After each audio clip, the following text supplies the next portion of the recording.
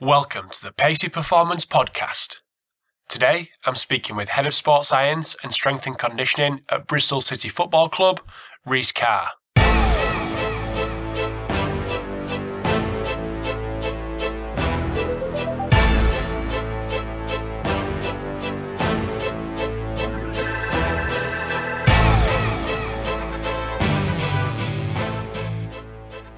Hi guys, welcome to episode 34 of the Pacey Performance Podcast.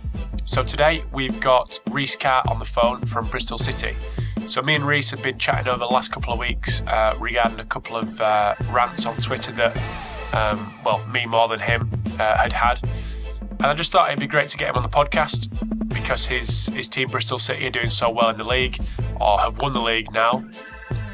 So I thought it'd be great to kind of get an insight into their culture that they've created in the club. So today we talk about building a culture in a league-winning team, working at a club without a Premier League budget, some injury prevention strategies, and the ability to talk coach to technical coaches, because I know Rhys has got up to his UEFA A coaching badges, so he's also obviously an accomplished coach as well. So just before we get on to the chat with Rhys, just want to say that we've got a new website over at paceyperformance.co.uk. So if you jump over there, there's a couple of new pages, and you can also sign up to the newsletter, which will go out every month and just give you a roundup of everything that's going on with the podcast and everything else with regards to Pacey Performance. So we'll get bombarded with crap. So just jump over there and stick your email address in, and I'll keep you up to date with what's going on. Just like I did in the previous episode, I'd like to draw your attention to the South Yorkshire Performance Seminar, which is going on the 1st of July at Sheffield United Academy. And we've got Ross Burberry from Nottingham Forest, Luke Jenkinson from Sheffield United, and Paul Bauer from Barnsley. So I'll put the link on the show notes, which can be found at paceyperformance.co.uk/34. So that's for the episode with Rhys. Got a couple of other little treats for you as well.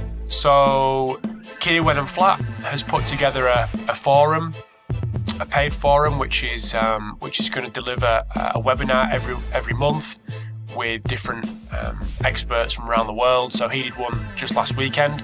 So if you do want to sign up to that, Kia has kindly given you listeners a discount. So I'll put that discount code on the show notes. And if you just put Pacey, so Pacey, when you sign up to Kia's forum on his website, and that's rugbystrengthcoach.com/members. But all that will be on the site as well. So another little treat for you is Dave O'Sullivan, who runs Pro Sport Physiotherapy. He's putting out a lot of great content. So if you are interested in getting anything from Dave, again, a discount code from Dave with 10% off everything that he's doing over there. If you put Pacey10, so Pacey 10, number 10, on his website, that'll give you the discount. But again, I'll put that on the show notes. And here is the interview with Rhys Carr.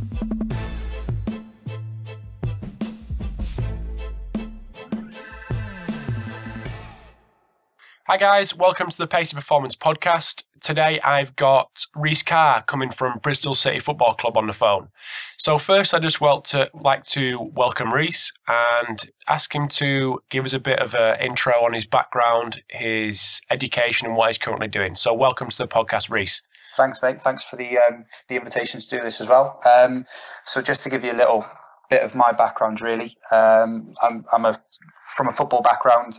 Played as a kid at a decent standard, but probably wasn't as good as what I thought I was. Now looking back, did okay, and then when I got kind of released and didn't get professional forms, I kind of fell out of love with the game, if I'm completely honest, and went away from it and just worked in a normal job, which was absolutely horrendous, if I'm being completely honest. I hated it and thought I don't want to be doing this for the rest of my life.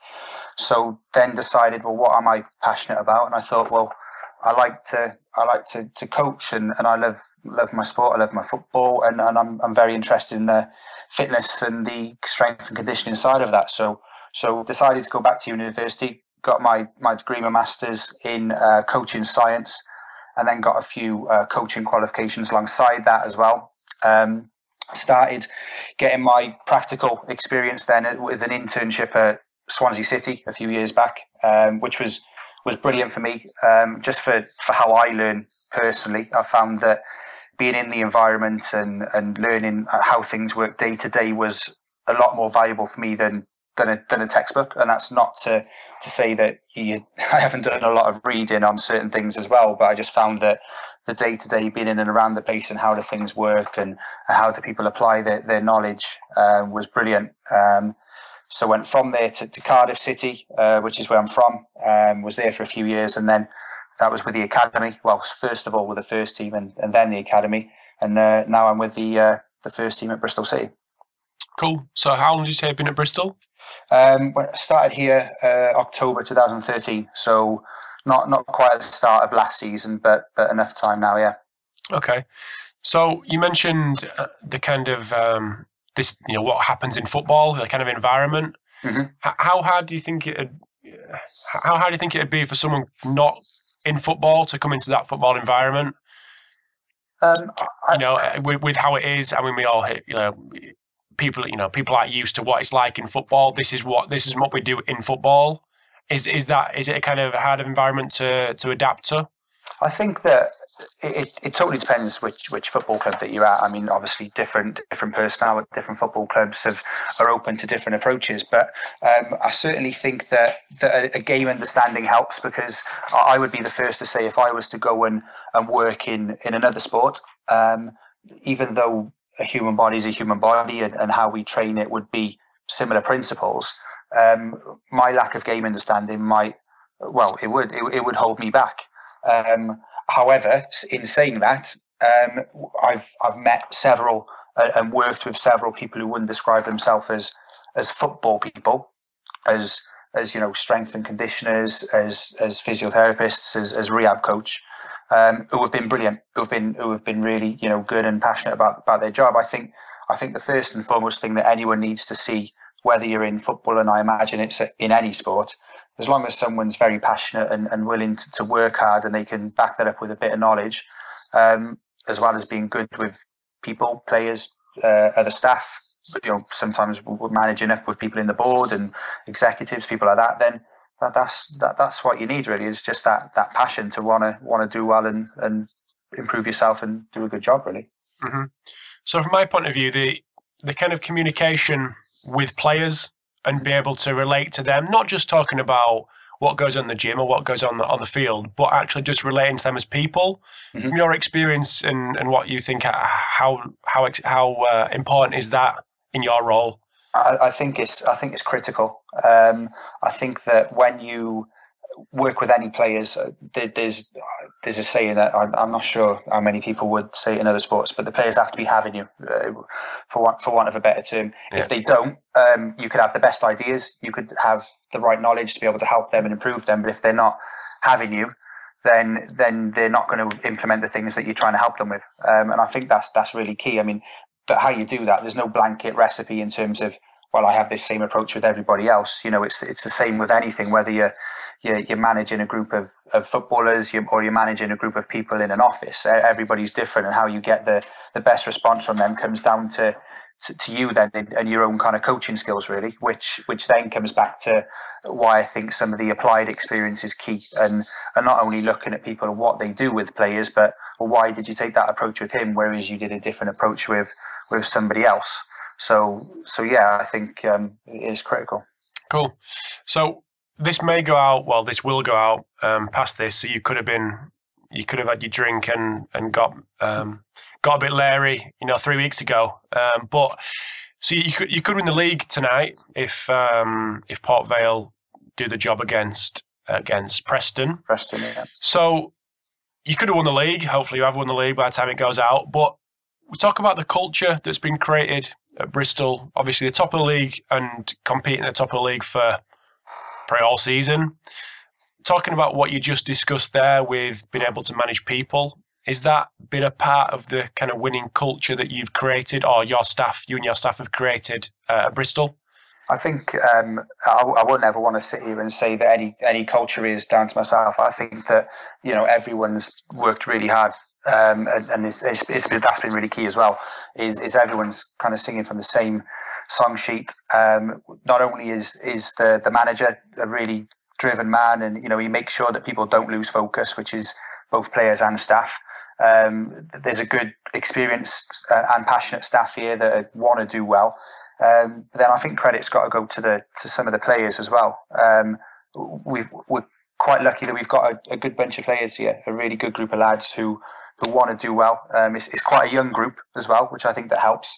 And even then, the more experienced players that we do have are fantastic pros, really good pros. So they lead by example, and then some of the younger players as well that are in their kind of early 20s, they've kind of bought into everything we've done, and I think a little bit of success helps. I mean, obviously we have had a good year, fortunately, and we've started well and we've maintained that. And I think that when you start well, if people aren't buying into your ideas for the first couple of weeks where they're just going along with them, then they start seeing a little bit of proof in the pudding, and then your culture's kind of made then. And I guess then it's maintaining it and keeping it up. So when you're coming in, you might be feeling tired because of things going on in other realms, like the little one might have kept you up overnight and things, but you've got to be seen to be the same and consistent, because otherwise other people will cut corners as well. So it's just maintaining it and keeping on top of people, really, not in a overly forceful way, but just in a professional way. We're professional when we're paid to do a good job here, and that's what we try and do. But everyone's been involved in that here, so it's been really good on that front. Mm-hmm. So how do you kind of create that togetherness within the staff? Obviously up to the manager and down to the kind of the kit people, the girls or guys that may cook the food. Do you have like weekly meetings, monthly meetings? Do you kind of do it ad hoc? Is it on a Monday morning? How do you create that kind of togetherness as a staff? Well, we spend a lot of time on the bus travelling up and down the country, so nice. we definitely get a lot of time to chat there and in hotels. So we've lived in each other's pockets for 10 months, so we definitely know each other quite well, and it gives us a lot of chance to communicate things within each other. But yeah, whether it's long-term planning or kind of shorter-term micro planning for that particular day, yeah, the communication's key. And again, we're quite fortunate that we've had that this year, and that's, like I say, it's come from the top with the manager, and then all the staff have implemented the things that the management have wanted, but taking on the advice of the people who are expert in their field, really. So whether it be the physio side, the coaching, the fitness, everyone's kind of pulled their weight together, and yeah, the communication is key, and there is constant communication between everyone, really. Mm-hmm. So you mentioned physios there. It was something that's come up quite a number of times in the kind of the relationship between the kind of sports science side and the physiotherapy side. Mm-hmm. How's that work for you guys down there? It's been great. I mean, we've got a really experienced physio here he's been in the game a long time, and that's not to say that his ideas are old, but it means that in terms of implementing things and dealing with players, he's been there and he's seen it, and he's fantastic for me to be able to bounce ideas off. Someone who obviously I'm a bit younger, so I can bounce ideas off that I think, well, what do you think about bringing this in or doing X, Y, or Z? So yeah, absolutely. The overlap is huge, and we share an office here, so we're just across the way. So communications, again, it's constant, it's always there, and yeah, there is quite a big overlap, I would think, between the two of us. Yeah. Cool. Just moving on a little bit to, I mean, obviously I'm speaking to you when you're in League One at the minute, obviously hopefully Championship. We're not talking about Premier League budgets, we're not talking about millions and millions of pounds sports science budgets. How are you making the most of your resources that you've got, that you've kind of inherited probably? It's a good question. I wouldn't by any means say that we're a poor football club. I mean, I think we're quite fortunate where we are financially. We've got a fantastic owner who's really, really supportive. I think you've just got to decide what's important. And I see loads of kind of gimmicky things that people can use in their gym settings or down on their training pitches, and sometimes some of the basic stuff that's there is good anyway. If you do that properly and you present it well, and you educate your players on why you're doing certain things and what helps them, you don't necessarily need the money to implement all these things. I think there's some brilliant stuff that we use ice baths occasionally. I mean, they don't cost much. Sometimes we've used wheelie bins and filled them up with cold water and thrown a bit of ice in there. You don't need money to do that. Foam rollers, they don't cost much money. They're fantastic for recovery. Just certain stretching. We've been fortunate. We've been supported by PAS, that's a little plug for them, Pro Athlete Supplements, and they've helped us as well along the way in terms of nutritional side of things, which has come from personal relationships that have been built with that company. So they've been great with us. So I don't think you need to throw millions and millions at it. Now, don't get me wrong. If I was in a Premier League club with top budgets like that, and you're working with the world's best players, and you're looking for anything that can help their performance in any way, shape, or form, and you're financially backed to do that, well then, yeah, you might try different things. But we've just stuck to some of the basics that people have used, tried, tested, and touch wood, it's worked okay. Mm-hmm. So I mean, there's plenty out there that you can splash your cash on monitoring.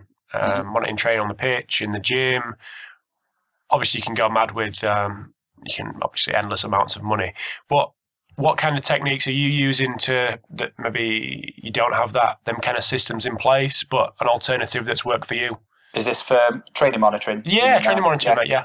Well, we do have the GPS here. Okay. We've got GPS, which was one of the first things that I wanted to bring in when I got here.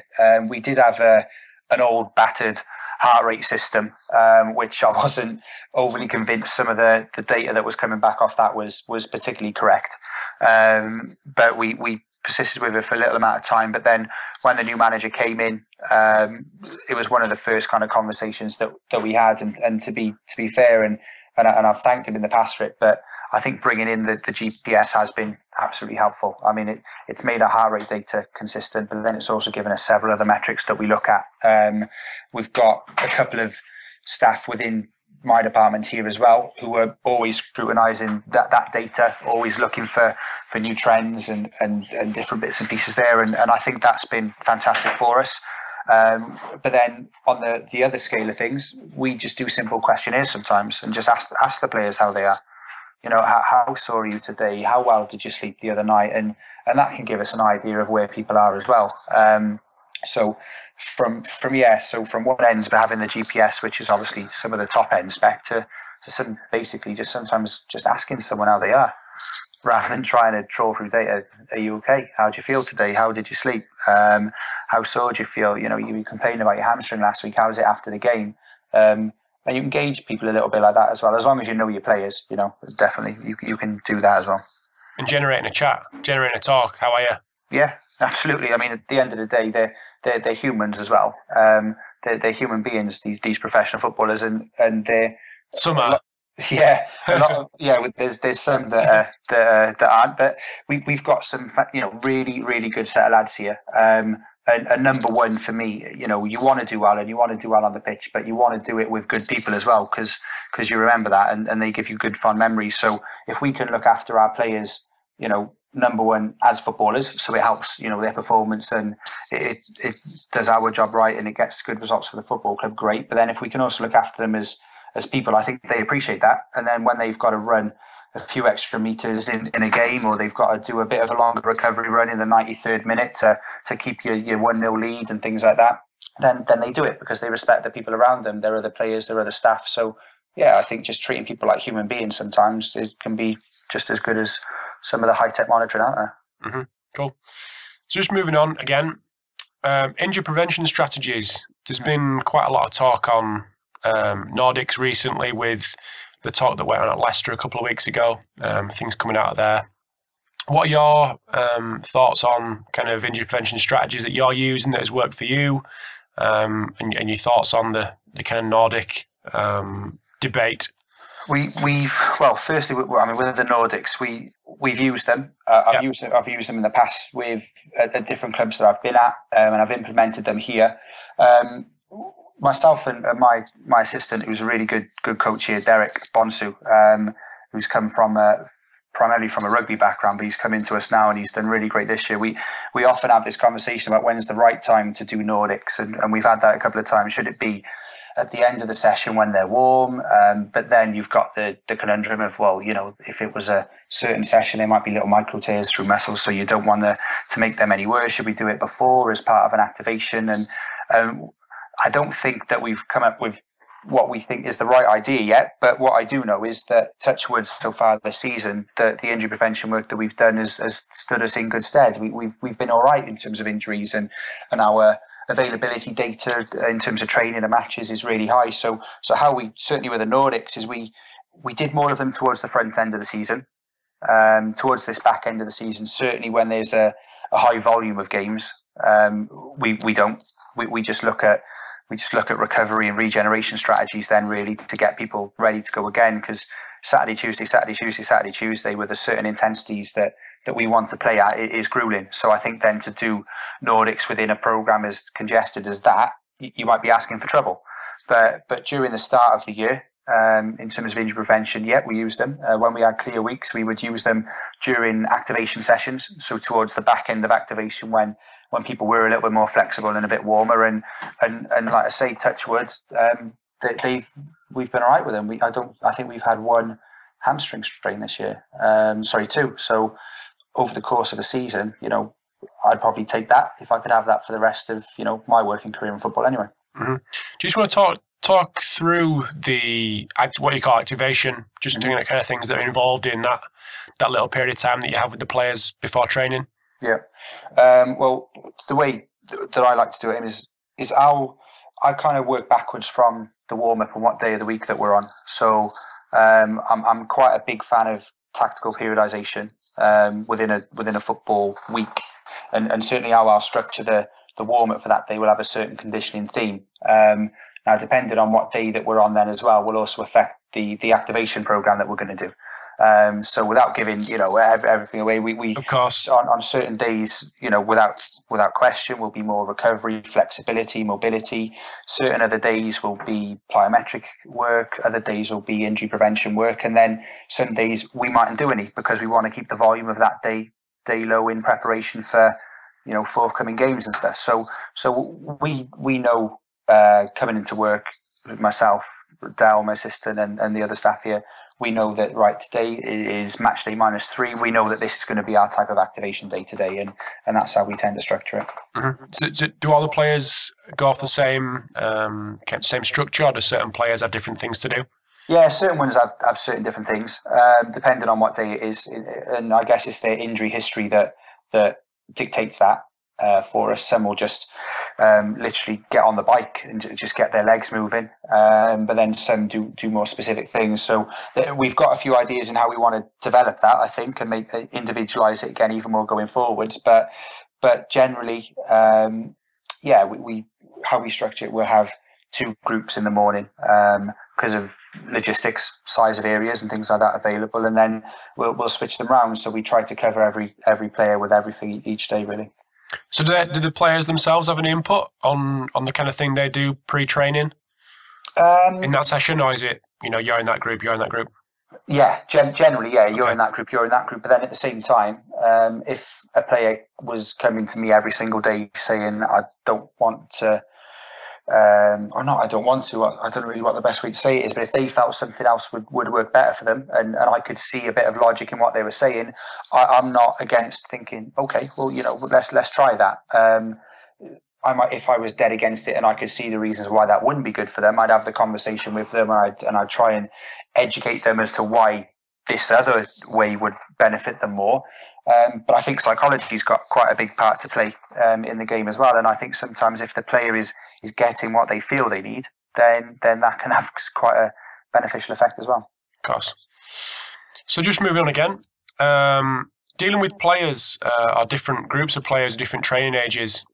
You've got Ed Flint down there, the centre back. Yeah, we do. Yeah. Okay, so just a little off note. I used to play with him back in from his non-league days, which seems a long time ago. But then have you got, you've got obviously your older pros, you've got your younger guys coming potentially from non-league, maybe not having the kind of upbringing that the older guys may have had, who are maybe dropping down the leagues rather than Aiden coming up. Mm-hmm. How are you dealing with, kind of in a gym setting, how are you dealing with them kind of different groups? Are you kind of very individualised what you do with each player, depending on their kind of experience, or are you kind of giving everyone kind of similar things? Yeah, we'll tend to individualise it. I think that's what you've got to do for the exact reasons that you've just said there. Yeah. But we don't individualise it to the point that, say we've got 20 players in the gym that day during pre-season, there are 20 different programmes out there. How we'll tend to work it is we'll split them up into smaller groups at different workstations with different programs to work that way. So that's how we tend to work that, and I think logistically as well, given our size of area and facility as well, that is what works best for us. Grouping people that have got, whether it be similar training ages or similar kind of 1RMs for certain exercises that we're doing that particular day, whether we've got a group that we want to work on strength, a group on hypertrophy, so on and so forth. So it'll be to their eyes that mightn't be trained in kind of strength conditioning or sports science, they might see it as a similar kind of session as the guy next to them, or the guy in the group over there. But there is different, aspects to it depending on what their individual needs are. Yeah. Mm-hmm. And I mean, you mentioned it a little bit ago about kind of the interaction with the players and the being able to relate to them. How important is it to be able to kind of talk their language and not, if there's a question, why are we doing this? Mm-hmm. Not being able to go off on, your MSc in sports science, but actually talk to them about this is why we're doing it on their level. How important is that?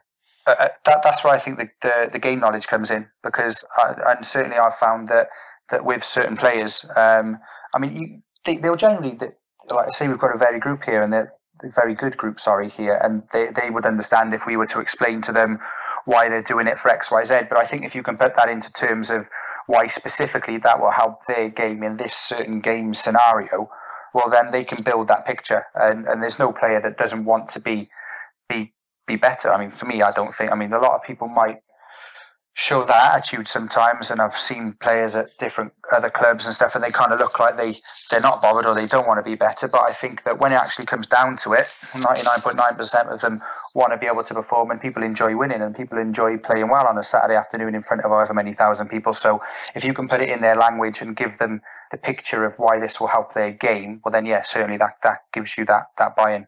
Mm-hmm. And another thing you touched on earlier was, right at the start, was your coaching qualifications. Yeah. So you've got UEFA A, is that right? Are you towards UEFA A? Okay. Yeah, I'm finishing up part of the UEFA A now. Yeah, I've done the A-Youth licence with the Welsh FA, and then hoping to get onto the senior one soon. Yeah. Okay. So what was the reason behind that? What was the reason behind kind of marrying the two together?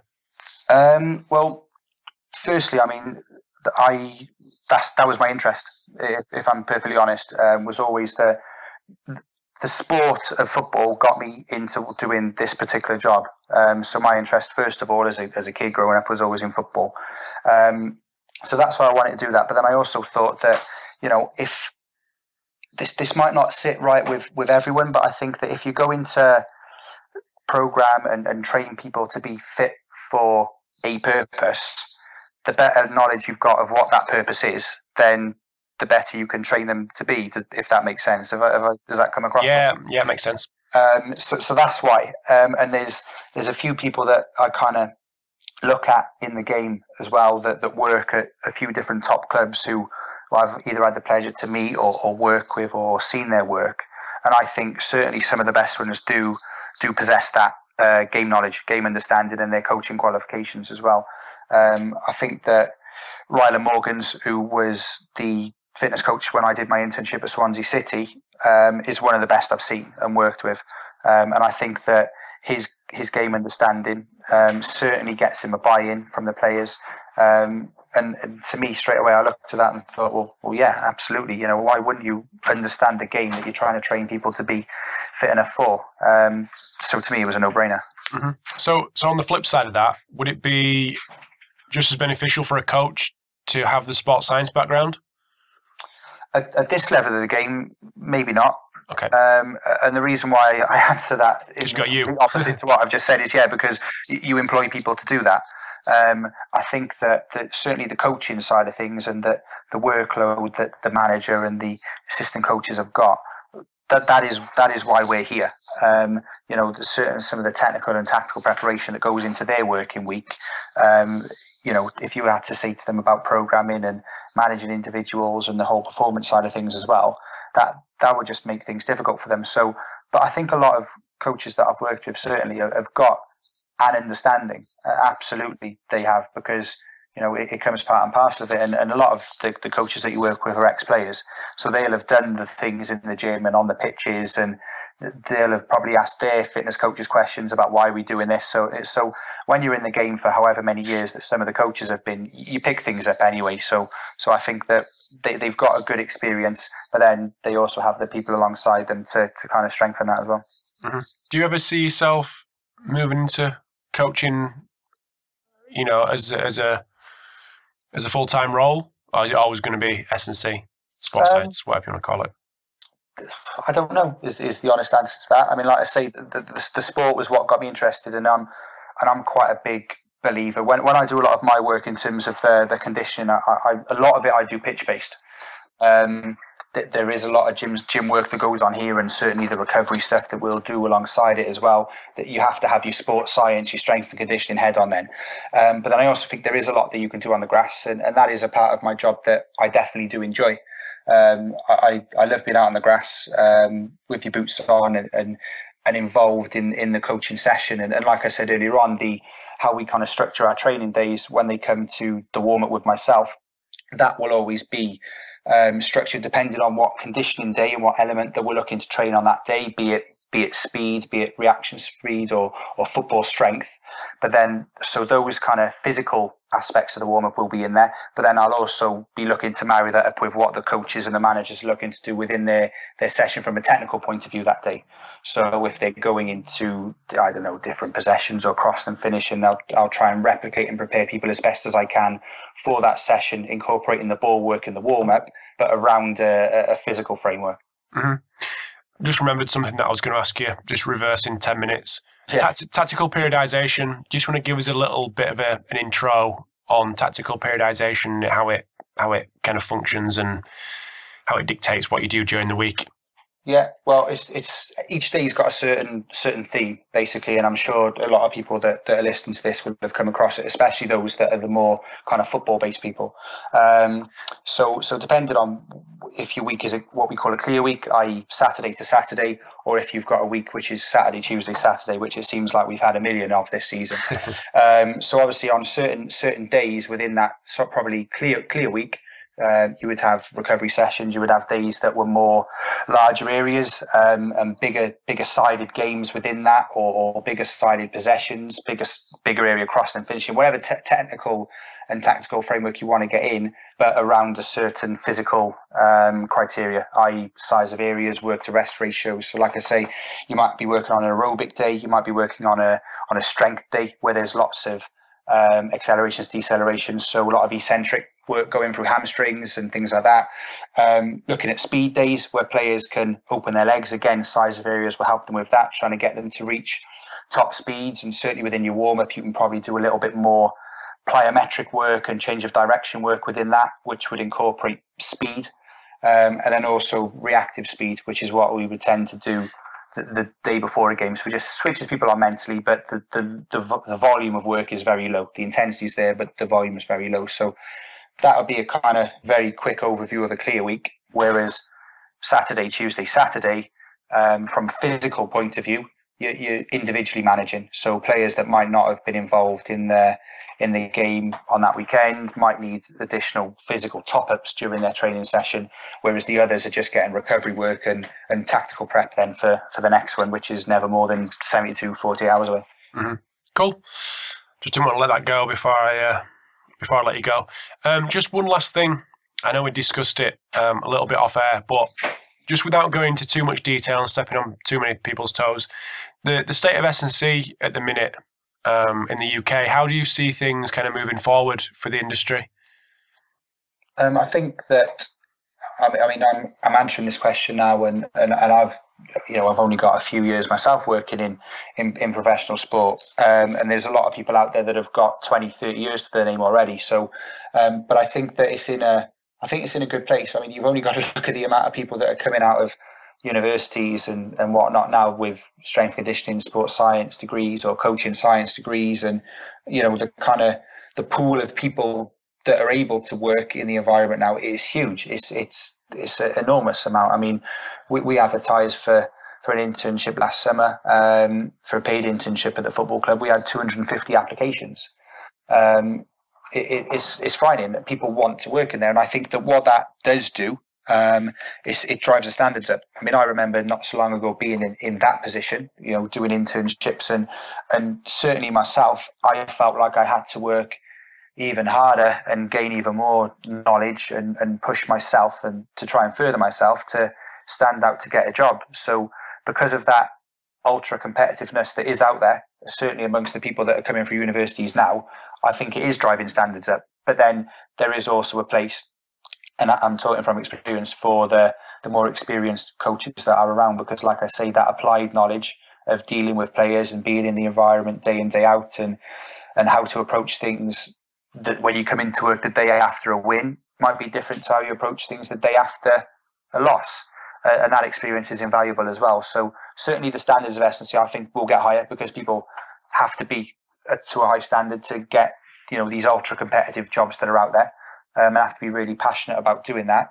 But then the experience as well of some of the people that have been in the game, so to speak, a little bit longer, that's also critical as well. So I think in a few years' time, when those kind of younger generations have got their applied experience as well, we'll be seeing even bigger and better things. I mean, the stats don't lie. The games and the sports are getting quicker. They're getting more physical, more dynamic, more explosive, and people are having to do things. Professional players' bodies are having to do things that they didn't have to do 10 or 15 years ago. So to keep up with that, so does the knowledge base behind the people that are trying to condition them to be able to perform at those levels. So yeah, it's getting better, and I think it'll only continue to do so. Mm-hmm. And you've been to as we talked about before, the Seattle Sounders Sports Science Weekend a couple of years back. Yeah. Just from what was going on there, how does it compare to what you've seen in the UK? In terms of conferences? No, in terms of the work that they're doing with their guys over there compared to the work that they're doing. Obviously, you guys or your team are doing over here. Yeah. Well, I was fortunate enough, like you say, Dave Tenney invited us over there to go to the Seattle conference a couple of years ago, and Dave is someone, I keep in touch with Dave now because he's someone who I respect a lot. I think Dave is quite similar in certain ways to myself, that he's got his football background and his kind of coaching qualifications as well. But Dave, he amazes me. He leaves absolutely no stone unturned with some of the stuff that he does at the Seattle Sounders. And he's got a really strong team there. Chad, the stuff that Ravi does with numbers is phenomenal, which helps them over there as well. But I think when you've got as good a group as that, their success is proven on the pitch. The way that they're willing to share those trade secrets, I guess, and are so open, is fantastic. Cool. I agree. I'm hoping to reap the rewards that you did. Yeah, no, it was a really, really good weekend, and I thought that some of the other coaches over there, certainly the American coaches, they're different to British coaches. They're absolutely, I find that I love America, and I love spending time there whenever I get the chance to. It's great, and I think that the coaches over there, just the people, their enthusiasm for things is fantastic. I mean, you've only got to watch the crowds at certain sports games, American sports games. They love it, and whereas as British people, we're a little bit more reserved. So to go over there for a few days and immerse yourself in that kind of American culture and speak to people over there, I think it'll be great. I'm pitching Dave's conference now. I hope he gives me a bit of commission for this, but it is great. And I felt that you do learn more by spending time with some of those American coaches, because how we are socially, just as British people, and how we're brought up, and I think we're a little bit more reserved. And I've been to conferences here, and you meet people, you do talk to people, but I found that over there in amongst the American culture, where they're very enthusiastic and very good at what they do as well, it was easier to get those conversations flowing. And you know what it's like sometimes at these conferences, you learn a lot of knowledge, and you pick up the most things sometimes just having a chat with people afterwards, you know, over a coffee or over a beer if it's the social event in the evening. And so over there, you'll pick up loads. Mm-hmm. Cool. I'm buzzing for it even more now. Yeah. So last but not least, where can people find out what you're doing? So social media, things like that. Yeah, well, I tweet. I'm trying not to tweet as much as what I've done previously because I find sometimes getting carried away on there.